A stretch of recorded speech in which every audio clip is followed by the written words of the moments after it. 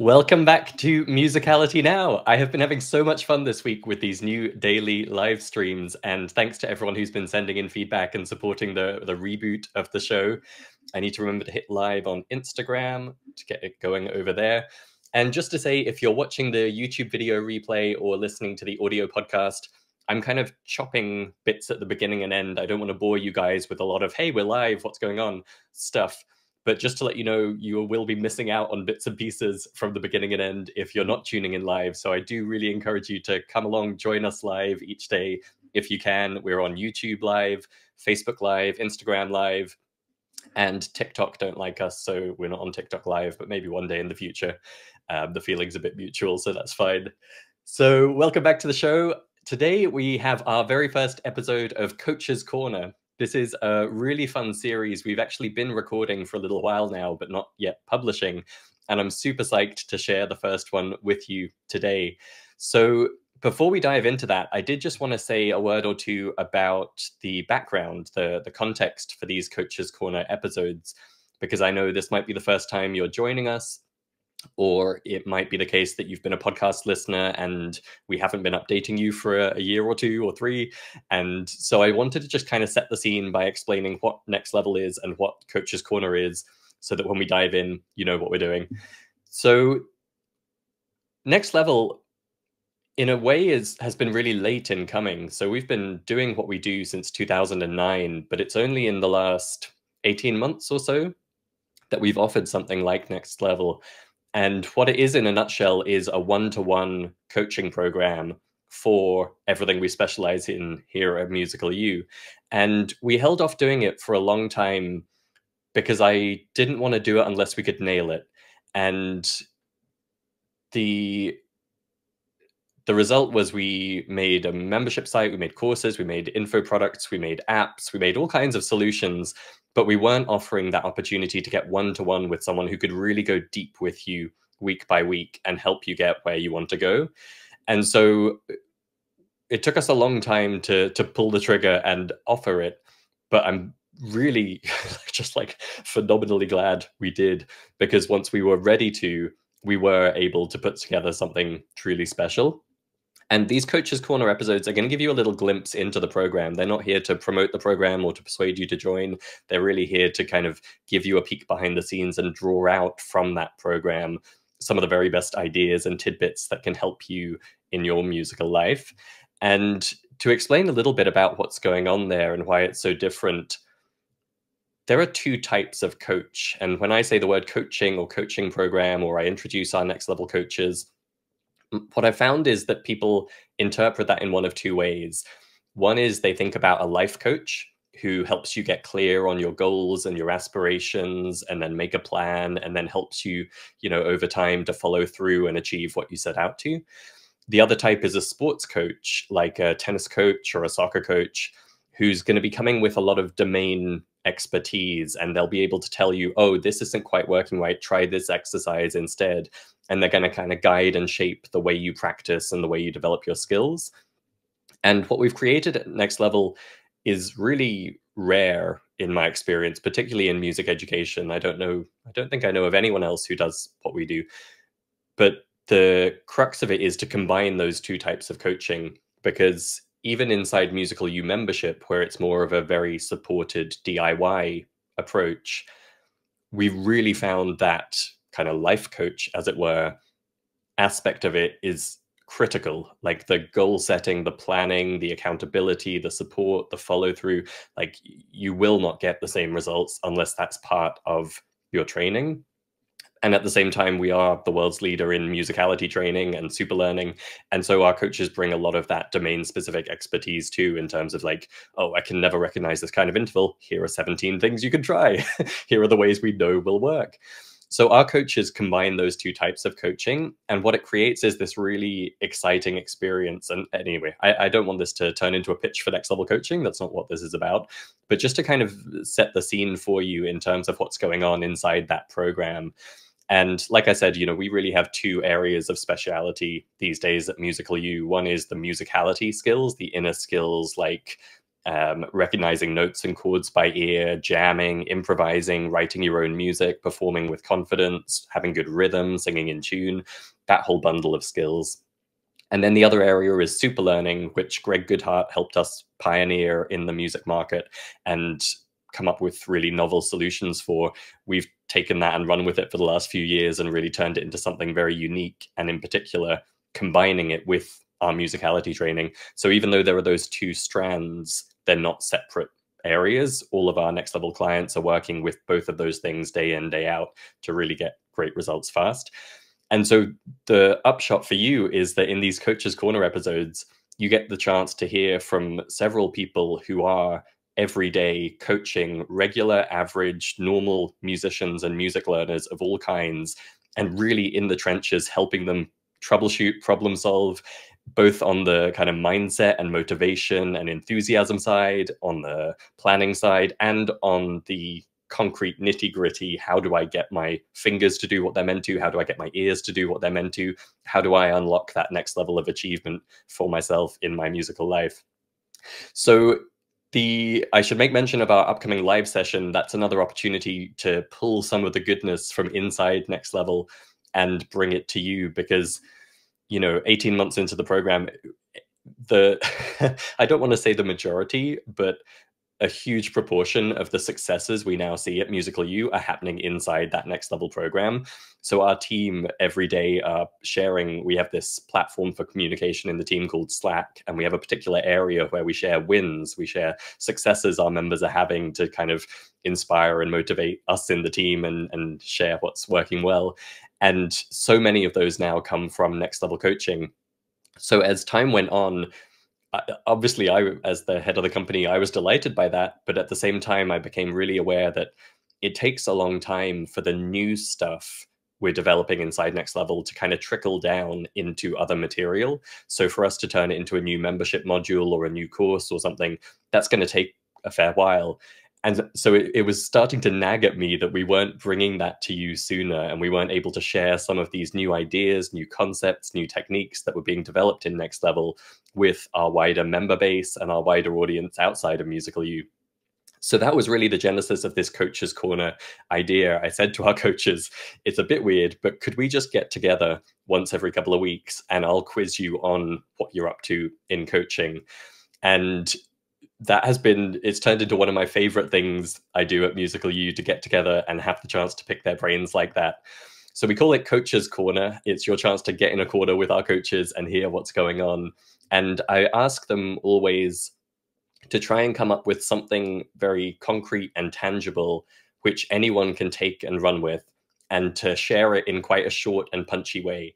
So the result is these sessions are typically 10 to 20 minutes long, featuring 3 to 5 of our coaches, and they each share one nugget that you can take and run with. So I'm expecting these to be super valuable and super fun for you, the way they have been for me. And the first one is today. You might have seen little bits of these going out on our social media in recent months. We've been publishing short little clips which give you a preview of the kinds of stuff they share. But this is the first time we're going to be publishing one of these full conversations with the coaches. And I am so pleased to have the chance to share this with you. I hope you'll enjoy it as much as I do. And I just encourage you to latch on to something in this conversation today, take it away, apply it in your own music practice. And then again, come back on the 4th of May, Saturday, 4th of May, for the live training I'm presenting, where again, we're taking some of these new juicy ideas from inside Next Level and bringing them to you so that you can apply them and you can get benefit from them too. That's it from me. Let's dive in. Welcome to Coaches Corner, where I have the chance to get together with our Next Level coaches and hear some of the insights and experiences they've been having lately in Next Level coaching. I'm joined today by Andrew Bishko, our head educator and head coach, Andy Portis, and Zach Bailey, our coaches on the Next Level program, or some of them anyway. And the idea is just to give them the opportunity to share some of the amazing things that are happening inside coaching, because some of it trickles down into our other material and benefits all of our members, but other things only really happen behind closed doors. And I'm always blown away on our team calls when I hear some of the stuff that's been going on in Next Level coaching. So I wanted to have the opportunity to share that with you. Andrew, why don't you kick us off today? Share what's been going on with you in coaching recently. All right. Well, one thing that I've noticed has been a big transformation with a lot of the clients is the move from being a musical consumer to a musical contributor. Now, of course, they wouldn't be here if they weren't wanting music education. And a lot of people feel, they want to grow in their musicality and they reach out to teachers, they reach out to musical you, they reach out to coaching, and all this is fine. But at a certain, and of course, we want to all be lifelong learners where we're always learning, we're always growing. But there's a point at uh, uh, uh, at which we want to also be musical, not just consuming music education or music, just listening to music and things like that, going to concerts, but also having a say in the music, having something to say yourself, personally, something to express, or something to express in a collaboration or with interactions with an audience. And that point, that sort of crossover point from being a, uh, a consumer where you're always looking to other people to tell you what's right, is it good enough? You're always looking for approval in a sense from some external authority to being like, wow, I have something to say here. I have something to add. I have something to contribute. Um, is a really big shift that seems to open up all kinds of musical growth and confidence in one's own musicality. Uh, where whenever we are learning music, there's always going to be somebody who's better than us, or who is has more skills or can do this better or that better, or basically better means that we wish we could do it like them, or as uh, but but there is a point at which we reach where it's like, I really have something important to say. So, an example, I have one client who went to a workshop in which she felt like she was really at the bottom rung in terms of the skill level that she was going to this guitar workshop at. But then she went to the workshop and realized that she had something to add to say to some of the other members who were there, who were very technically proficient, but she was also able to help them with their musicality and make contributions in that way. And also, what she played and what she was able to learn and grow herself, she felt like she had something to share, and that people, were receptive to her musically. So both her input in conversations, in collaboration with other musicians, but also her musical input. And another situation is a guy who was in a band, but he always felt like he was the odd man out. He was like second string. He was on call. Uh, and then suddenly it seemed like he was getting more calls, and he found that he was having opinions about what was going on in the band, and he was having contributions and ideas. And he also realized that the band actually played better with him than they played with the other bass player. They were more in the pocket. They were having more fun. More people were dancing. And he realized what he was doing and what he was giving to the band. And that was a big aha moment for him in his confidence and growth, and opened up all kinds of musical doors. Fantastic. I love that. Yeah, that shift to taking ownership and really feeling a bit of pride in at least some part of your musicality, and that confidence to step forwards is huge, isn't it? Yes, Perfect. absolutely. And how about you, Andy? What's been going on in coaching? Um, well, I think one of the kind of things that I've found most interesting is how clients try and kind of fit in their musical use studies alongside the kind of technical and learning the practical applications of kind of making and playing music. And I've recently had a client who was, I suppose you'd say, struggling to find time to kind of fit this into a musical day. So we kind of between us sat and thought, how are we going to best approach this? So the thing we kind of came up with was how can we make this doable in such a way that it'd be impossible not to succeed at kind of doing this, the musical U modules. So we kind of decided that what we would do is say, right, all you're going to commit to doing is just opening the website and looking at the module where you are. And that is your commitment for the day. Now, obviously, when you get in there and you see the work in front of you, you think, well, I'm here now. I may as well do a little bit of this. So what's ended up happening is she's been kind of getting into the musical U modules, been working on those for longer than just looking at the actual page itself, and therefore kind of making progress through the units. So rather than making that commitment of like, I'm going to do half an hour a day of this, my commitment is to just open the website, look at that page, and then take it from there.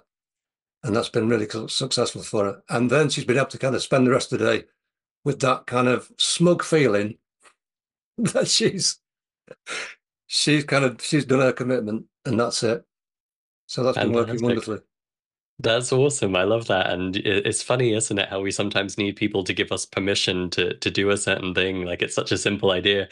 Yeah. I think I read in a habits book one time the idea of flossing one tooth, where if you're struggling to make yourself floss every day, just commit to flossing one tooth. Yeah, And of course, once you're there, you do them all. But I love that, the musical equivalent. And it's yeah, great to hear she's been having such success, just having that small commitment and letting it be however big it can be on the given day. absolutely. Wonderful. Yeah. How about you, Zach? Hey, yeah, I've been noticing something really cool in coaching recently, and that is the power of this really cool super combo of expression and reflection. And I've noticed that when people leverage their heart and their emotion and tap into expression, they can get results in almost an instant that they may have thought would have taken them hours, days, weeks, months, or whatever to practice to get there. I had a client who came in and he had downloaded from the internet all these 2 4-bar rhythmic phrases and then had little shots of the rhythmic phrases broken down into 1 beat rhythmic ideas. And he said, how do I go from this to playing something interesting and musical and cool, like doing an improvised solo? And I think he was looking for a systematic way to practice this to eventually be able to do that. But what I did was I had him take this 2 beats of rhythm, this little rhythmic idea, and I had him vocalize it. And then I had him vocalize it with different expressions. I say you're trying to work on something, someone barges into your room and starts yelling at you. How would you vocalize this rhythm? And then he did it. And then I asked him to reflect on that. And I was like, how did that expression change what you did with the rhythm? And he noticed that he accented different notes. His note length changed. And then I had him do it. I was like, pretend you're just relaxing on the beach. You're laying there. It's cool breeze. How would you vocalize this rhythm?